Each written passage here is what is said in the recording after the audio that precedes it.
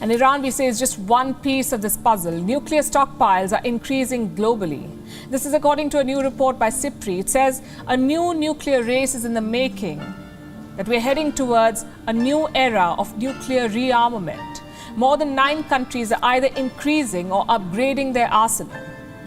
They're either developing or have announced new weapon systems. And this is a worrying trend. So which countries are driving this trend? How many warheads do they have?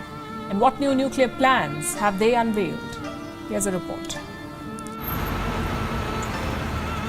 It's 2022, and the world has never looked this dangerous. A life-threatening virus is on the prowl. There has been an invasion in Europe. There are coups unfolding in Africa. There's a new turf war brewing in the Pacific. Just when we thought things couldn't get any worse, SIPRI comes up with this report. The Stockholm International Peace Research Institute, in its annual yearbook released on Monday, it has said that the world is facing a growing nuclear threat, one that could take us back to the days of the Cold War. I think on the balance, we're going to see, nuclear arsenals go up over the next decade.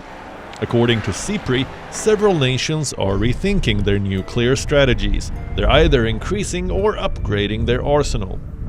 The names of 9 countries stand out: Britain, China, France, India, Israel, North Korea, Pakistan, the United States, and Russia.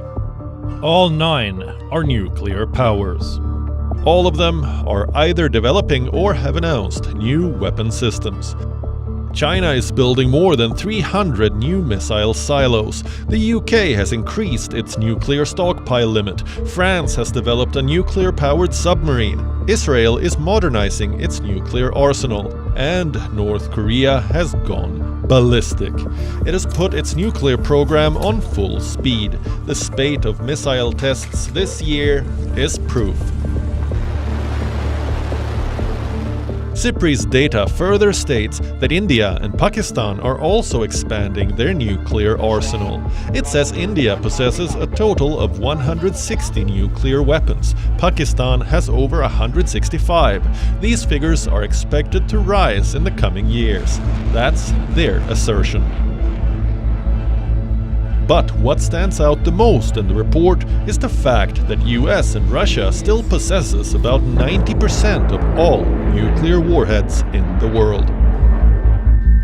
Russia has over 5,977 warheads. The US possesses 5,428. In 2021, they both promised to reduce the number of warheads slowly, but their stockpiles have remained relatively stable.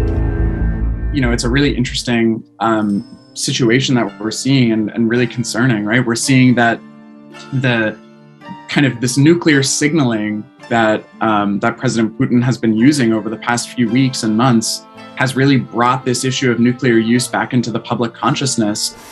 Put together, this data suggests a trend reversal for this decade, a return to the nuclear stockpiling of the Cold War era.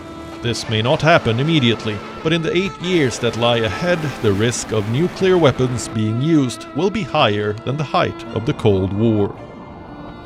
This is a worrying trend. Too bad the decision to change it lies in the hands of very few people.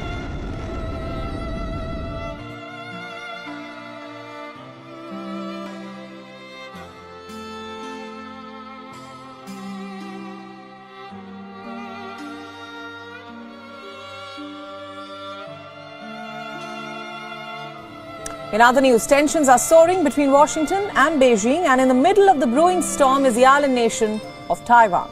The US has blasted China for its provocative and destabilizing military activity near Taiwan. The UN's Defense Secretary, Lloyd Austin, met his Chinese counterpart, Wei Fenghe, on Friday. The meeting was held in Singapore on the sidelines of the crucial Shangri-La dialogue. In a stark warning to Washington, Beijing said that if anyone dares to split Taiwan from China, the Chinese army will definitely not hesitate to start a war, no matter the cost. The two sides had reiterated that they want to better manage their relationship. However, there has been no reason or sign of any kind of breakthrough in resolving differences. In fact, Austin pointed out that there had been an alarming increase in the number of unsafe and unprofessional encounters between Chinese planes and vessels with those of other countries.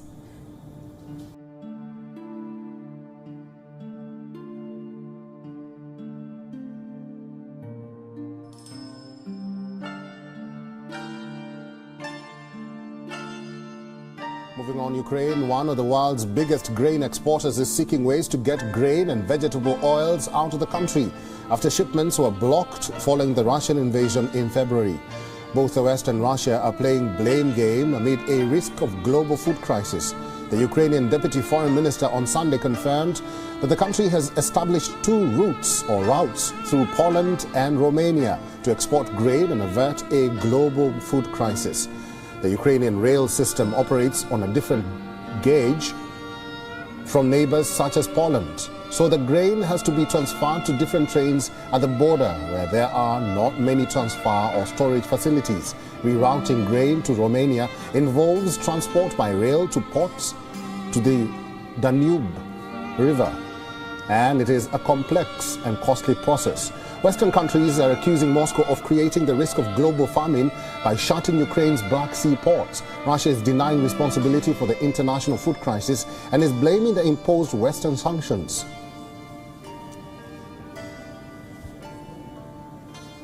The consequences of these actions have been devastating.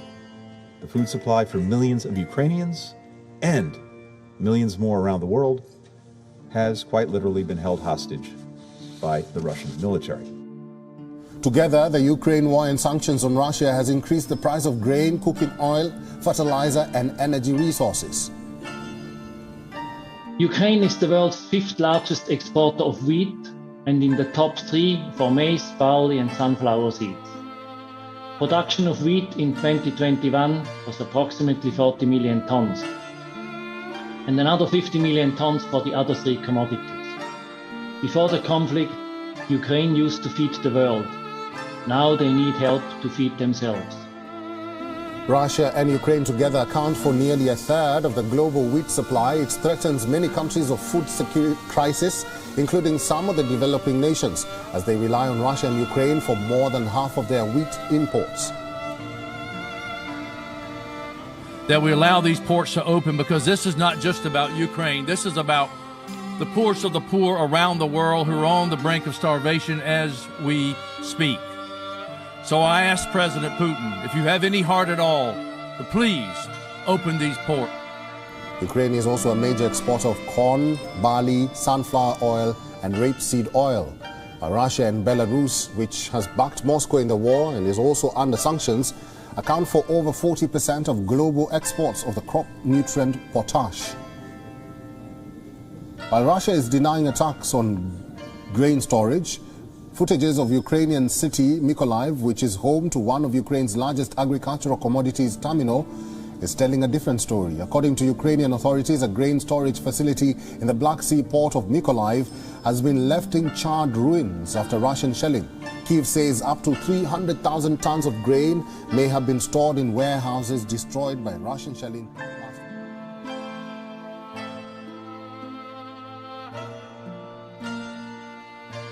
Inflation in the United States has hit 4-decade high. When door is spiked for residents, lower-income households face the worst of the crisis. What is to take the blame? The Ukraine-Russia war or the pandemic? Well, both. Our correspondent Susan Teherani went out to the streets of New York to find out more. Watch.